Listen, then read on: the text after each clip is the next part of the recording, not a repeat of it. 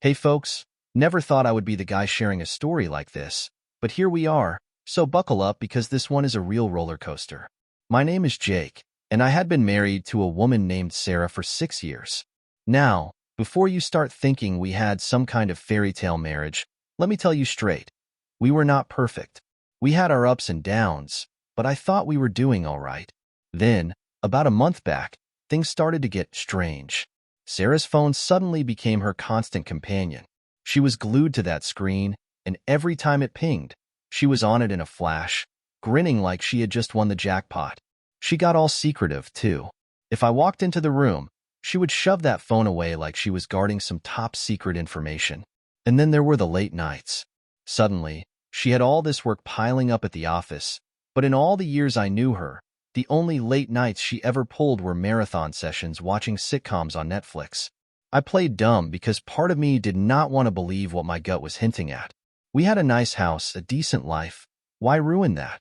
But that nagging feeling just would not quit. Something was off, but I kept pushing it down because, really, who wants to face that kind of suspicion? Then, one night, things took a turn. I was packing for a business trip, a quick overnight thing, only a couple of hours away. We were sitting at the dinner table, having some small talk, and I noticed she was way too cheerful, like she was thrilled about me leaving. That was when it hit me. She looked like someone waiting for a package they ordered online. Only it was me leaving, not some delivery coming her way. Later that night, I heard her whispering on the phone, like a teenager sneaking around. Sarah was never great at hiding things, so it did not take much to piece it together. I caught snippets of her conversation. Stuff like, "Tomorrow night is perfect. He will be gone." And the best one, "Do not worry, we will have the place to ourselves." Real smooth, right? I lay there beside her that night, unable to sleep, feeling this quiet, simmering anger creeping up inside me. But I held back. I needed to play this smart, not blow up and give her the chance to erase any evidence. No, I had a plan brewing. Right then, I decided I was not going on that business trip after all. The next morning, I told my boss I needed a personal day, and lucky for me, he was an understanding guy who approved it without any trouble. My next stop? The electronics store. I dropped some serious cash on surveillance equipment, cameras, hidden microphones, the whole setup, all so I could keep an eye on things from a distance. If Sarah was planning to bring another guy into our home, I was going to have a front row seat.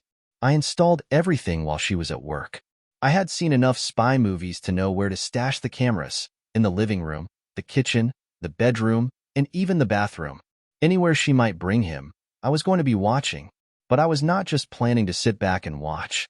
Oh no, I was going to throw a wrench, or more like a laxative, into their little romantic setup. We had dinner plans that evening, right before I was supposed to leave for my trip, and I made sure to cook that meal myself. I added a dose of the strongest laxatives I could find into her food. Sure, it was petty, but when your wife is planning to cheat on you in your own house, I figure all bets are off. That night, we sat down to dinner, and Sarah was just beaming. She probably thought she was being so slick, playing house with me while secretly planning to bring another guy into our bed.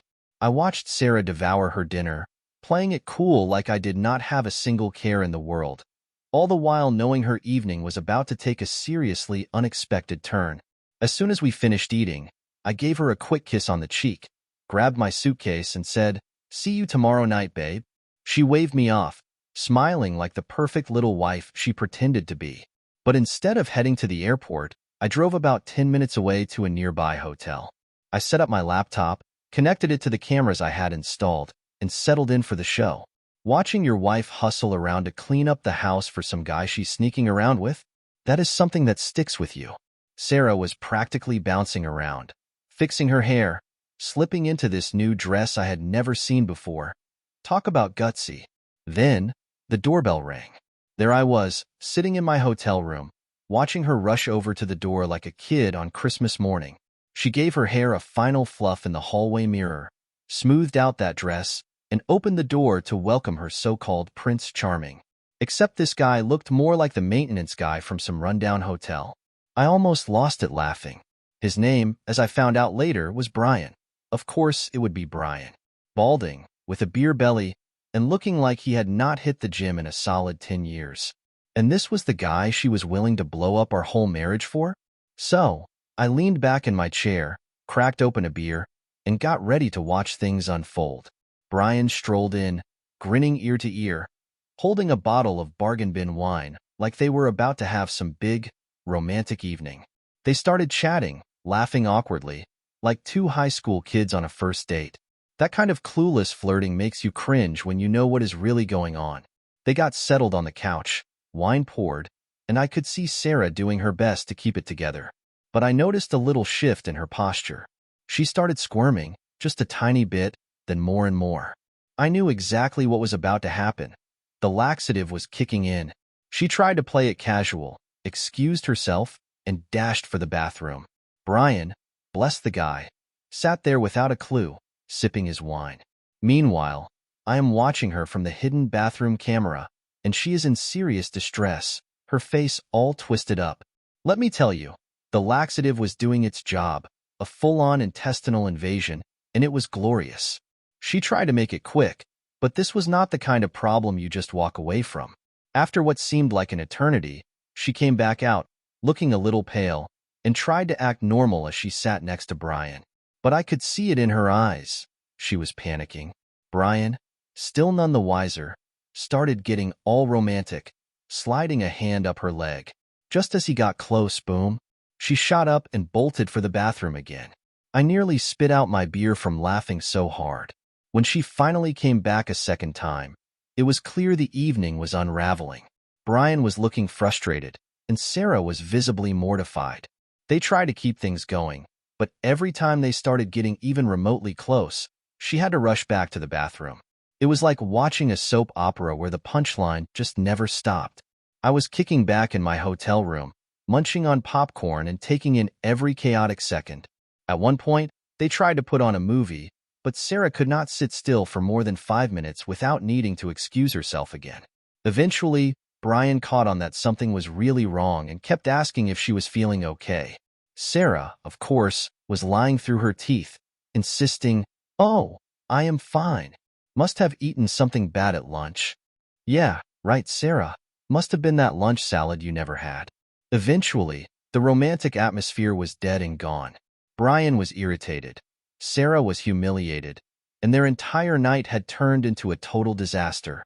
They even started bickering, Brian accusing her of being distant, while she snapped back, clearly embarrassed and desperately trying to hold it together, both literally and figuratively. She stormed off to the bathroom one last time, and that was it for Brian. He grabbed his jacket, walked out without a word, and left her sitting there alone. I almost felt bad for the guy, almost. Watching her sit there by herself, probably wondering how her perfect night turned into a train wreck, gave me a satisfaction that is hard to describe. But I knew the best part was still coming. So, there I was, back in my hotel room, watching the aftermath of the most disastrous date of all time play out in real time. Sarah was alone, probably going over the whole night in her mind, trying to figure out where it all went wrong. Meanwhile, I was grinning from ear to ear, knowing full well that the laxative disaster was my own little act of revenge. Sure, it was petty, but after all I had seen, I figured I had earned the right to a bit of payback. I watched her slump down onto the couch, looking drained, both physically from her bathroom trips and emotionally from the wreckage of the evening. She sent a few texts, probably trying to explain herself to Brian, but no reply came. I could not blame him. If I had to deal with that level of chaos, I would have ghosted her too. She looked close to tears, but honestly, I felt nothing. If anything, I felt a little proud seeing her squirm. After a while, she gave up on trying to salvage the night. She threw her phone onto the couch, looking like she was stewing in frustration. She was probably angry at Brian, at herself, maybe even at the universe for ruining her little fling.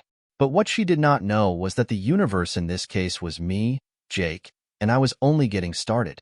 By the next morning, I had a clear plan. I was not about to keep living in a house with someone who had been sneaking around behind my back. So, when I got home that afternoon, I did not waste any time.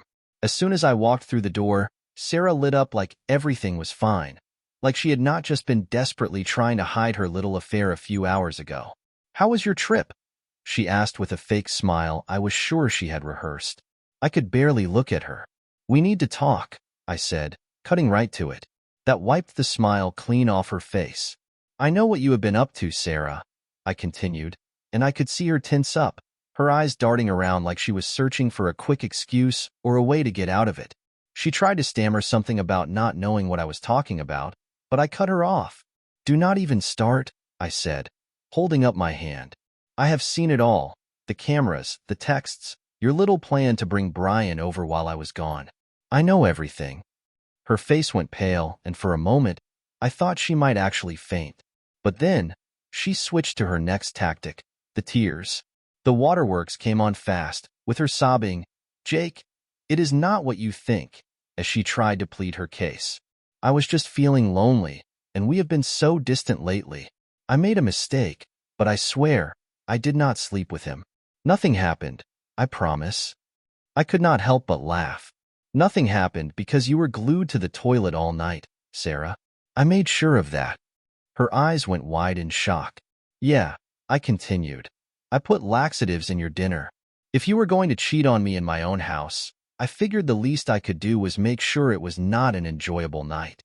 Her mouth opened and closed like a fish gasping for air. She had no comeback for that.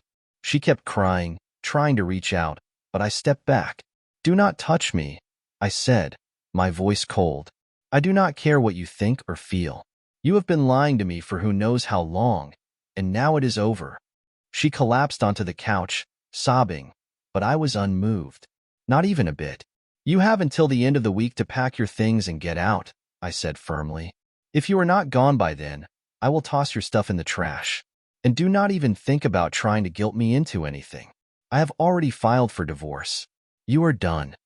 I could see the panic in her eyes. She could see I was dead serious. Please, Jake, I will do anything.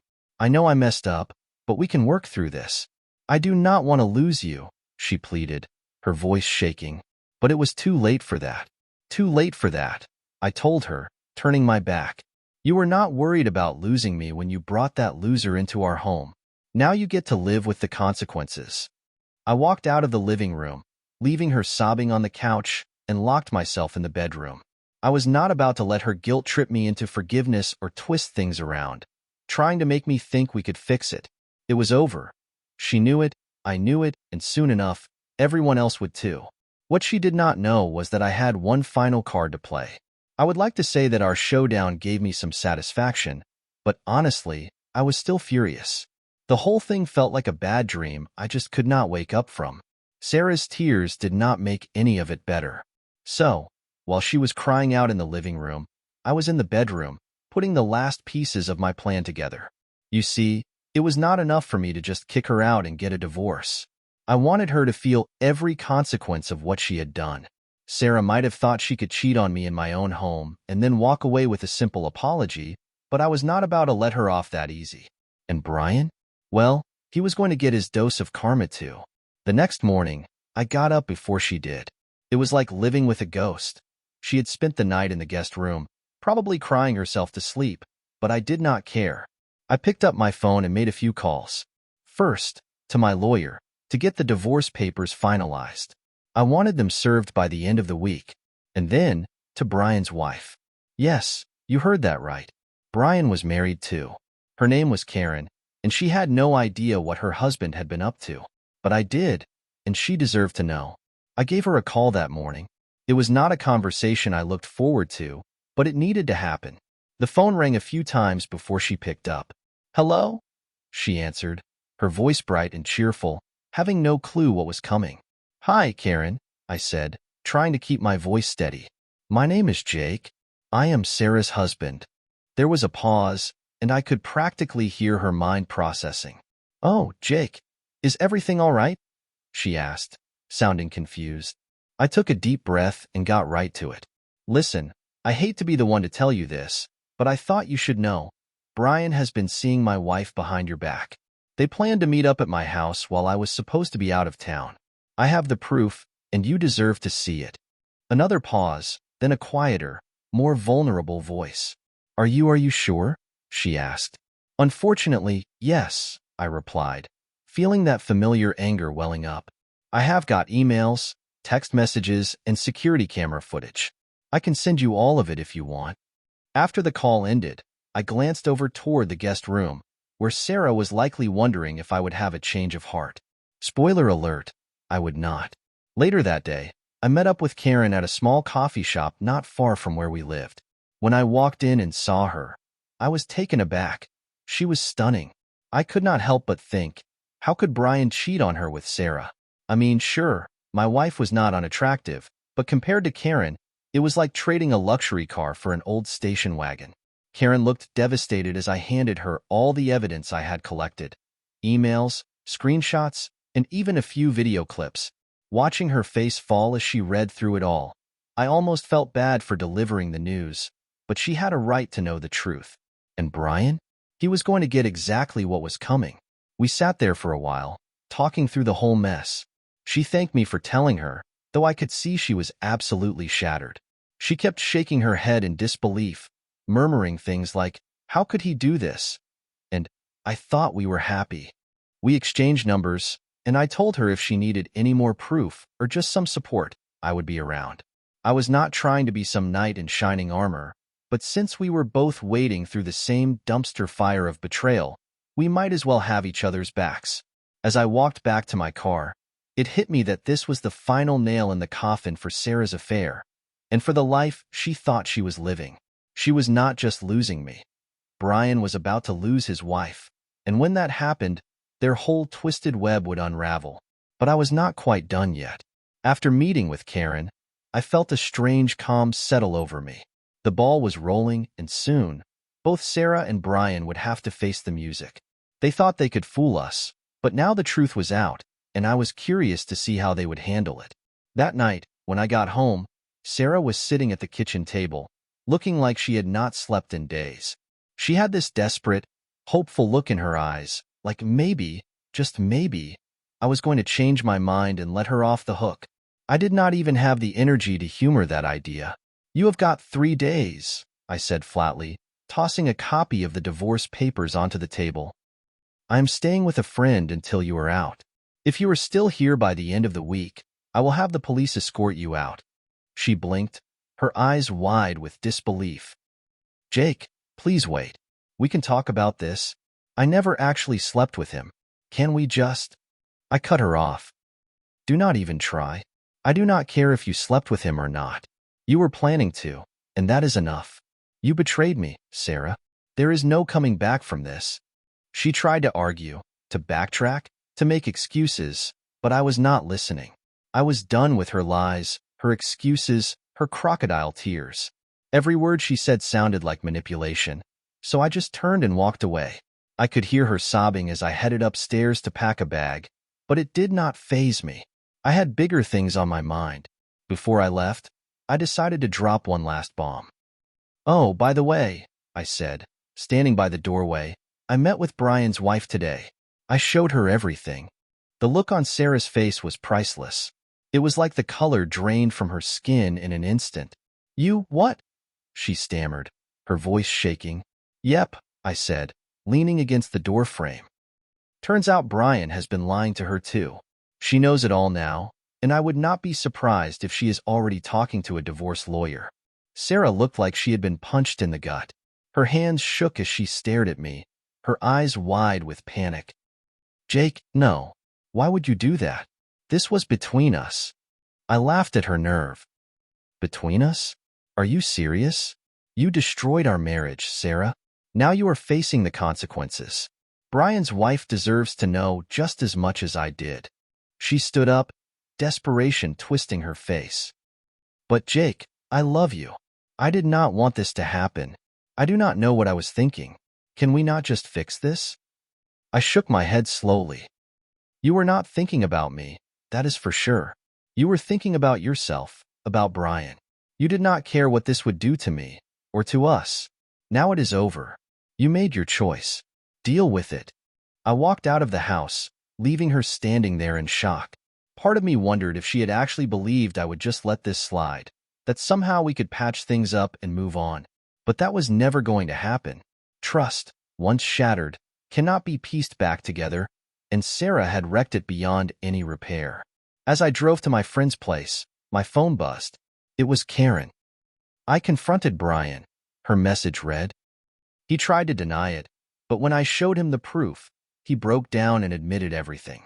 I am filing for divorce. I could not help but feel a grim satisfaction.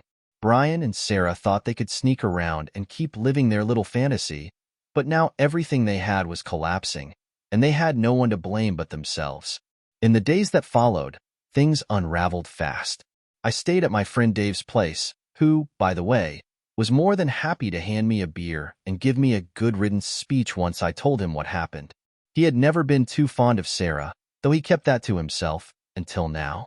I appreciated his support, even if it felt strange crashing on his couch while my soon-to-be ex-wife was at home figuring out her next move. Sarah, of course, tried every trick she could think of to win me back. Texts, calls, voicemails, all of them filled with her pathetic apologies. It was a mistake, Jake. I will do anything to fix this. Please do not throw our marriage away. As if I was the one throwing it away.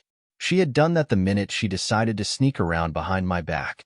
I ignored every message. The only words left between us would be spoken in court. Meanwhile, things with Brian and his wife, Karen, were blowing up too. Within 48 hours, Karen had served him divorce papers and kicked him out of the house. He tried the same sob story on her that Sarah had used on me, but Karen was not buying it. She was smart, strong, and not about to let herself be played for a fool. Through all of this, Karen and I stayed in touch. We were not exactly becoming best friends, but there was this strange sense of solidarity. After all, we were both dealing with the same betrayal, and it helped to talk to someone who truly understood. We would text occasionally, sharing updates on the fallout, almost like comparing notes. There was something oddly comforting about knowing I was not the only one whose life had been turned upside down. Then, on Friday of that week, it happened. I got a message from Sarah. Jake, I am coming to pick up my things. Please be home so we can talk. I rolled my eyes. There was nothing left to talk about, but I figured it was time to officially clear her out of my life. I told her I would meet her at the house, mainly because I did not want her rummaging through our things without me there. Trust was long gone at that point. When I pulled up to the house that afternoon, she was already there, sitting in her car. She looked awful, like she had not slept or eaten in days. For a split second, I felt a twinge of pity, but that quickly vanished as the memory of her betrayal crept back in. She had made her choices, and now she was dealing with the consequences. I got out of my car, walked up to her, and leaned against the porch railing, arms crossed. You have until tomorrow to get your things and leave, I said, skipping the greetings altogether. She blinked up at me, her eyes red and puffy. Jake, please, can we at least try to talk? I sighed, shaking my head. What is left to talk about, Sarah? You cheated, you lied, and you shattered our marriage. You are out of chances. It is over. She opened her mouth to respond, but then closed it, realizing there was nothing she could say to change my mind. I still love you, she muttered, as if she were trying to convince herself. I let out a bitter laugh. Yeah, well, I used to love you too. But that was before you decided Brian was worth more than our entire marriage. No, I do not feel a thing anymore. Her face crumbled, and for a second, I thought she might start begging again, but she just nodded, defeated. Fine, she whispered. I will pack my things. I watched as she walked inside, and for the first time in days, I felt a weight lift off my shoulders. This was it, the end of the line. As she packed her things, I stood in the living room, watching her toss clothes into boxes, her movements slow and heavy, like she was in a daze. Part of me thought I should feel bad for Sarah, but I just could not after everything that had happened. It took a few hours, but once she had finally cleared out the last of her things, the house felt lighter, as if her presence had been a weight pressing down on me. Now, I could finally breathe. She dragged her last bag to the car, and I walked with her to the front door. Goodbye, Sarah, I said, my voice flat and final. She looked at me one last time, her eyes filled with regret. Goodbye, Jake, she whispered, and without another word, she got into her car and drove away. I stood there watching her taillights fade down the street, and for the first time in ages, I felt free. Just when I thought it was all over, life had one last curveball to throw my way. After Sarah's car disappeared, I stood on the porch, staring at the empty street, feeling a strange mix of relief and exhaustion. It was finally over, or so I thought. I headed back inside, ready to collapse on the couch and enjoy the peace of my newly Sarah-free life. But as I walked into the living room, my phone buzzed. It was a message from Karen. "We need to talk. Call me when you can." I raised an eyebrow. Karen and I had been in touch, but this felt different, urgent. Without hesitating, I dialed her number and pressed the phone to my ear as I sank into the couch. "Hey, what is going on?" I asked. Her voice was shaky, like she was holding back tears. "Jake, I just found out something about Brian. Something you need to know." My stomach sank. "What now?" Just when I thought I had reached the bottom of the barrel. "All right, hit me," I said. She hesitated, then dropped the bomb. Brian was not just seeing Sarah. He was seeing other women, too. A lot of them. I found messages and emails. Sarah was just one of many. My jaw clenched. "You are telling me that Sarah was not even his only affair?" "Not even close," Karen replied, bitterness creeping into her voice. "Brian has been cheating on me with multiple women. Sarah was just another fling in a long line. I thought you should know." I sat there, stunned. Sarah had not just been having an affair with some guy who had swept her off her feet. She was one of many for this dirtbag. My anger, which I thought had burned out, flared up all over again. Sarah had thrown away our marriage for this? For some serial cheater who clearly did not care about her? It made the whole thing feel even more pathetic. "Thanks for letting me know," I finally said, trying to process it all. "I guess it is just more proof that they both deserve what is coming." Karen sighed. "Yeah, it has been a rough few days. I am filing for divorce, obviously. But I do not know, Jake. It just feels like a bad dream. I cannot believe this is my life now." I nodded, even though she could not see it. "Believe me, I get it. But you are doing the right thing. We both are. We are better off without them." She was quiet for a moment, then said, "You are right. It is just hard to see that sometimes, you know?" "I know, but we will get through this. They are the ones who will have to live with the consequences of their choices." We talked for a bit longer, mostly sharing the absurdity of it all. How Sarah and Brian had managed to ruin 2 marriages over a fling that clearly meant nothing. It was almost laughable, but neither of us was in the mood to laugh. When we finally hung up, I sat there, staring at my phone. Sarah still had no idea about Brian's other affairs, about how she was just one in a crowd. A part of me wanted to tell her, to let her see just how foolish she had been, but another part of me simply did not care anymore. She was not my problem, not anymore. A few days passed, and I settled into a new routine. The house was quieter, cleaner, and, most importantly, free of the tension that had been hanging over it for months. Sarah tried texting me a couple more times, begging for another chance, but I ignored her. It was over. I had finally made my peace with it. Then, one evening, there was a knock at the door. I opened it to find Karen standing there, looking as tired and worn as I felt. "Hey," she said softly. "Hey," I replied, stepping aside to let her in. We sat down in the living room, and for a while we just talked. Not about Sarah or Brian, not about the affairs, but about life and what came next. It was strange, sitting there with someone who had been through the exact same mess, but who still felt like a stranger in so many ways. But it was also comforting. We were both trying to make sense of the wreckage, figuring out how to rebuild. After a while, Karen managed a small, tired smile. "You know," she said, "it is weird, but I feel like we are going to be okay. Maybe not today, maybe not tomorrow, but eventually." I nodded. "Yeah, we will be." And for the first time since this whole nightmare began, I actually believed it. As we sat there in comfortable silence, I realized something. Betrayal can break you. It can tear your world apart and make you question everything. But it does not have to define you. What do you think about this story? Write in comments. If you don't follow our channel Cheating Room, you will probably never hear from us again. If you are subscribed, congratulations, you will not miss any exciting story. Thank you for listening to this shocking story with us. See you again.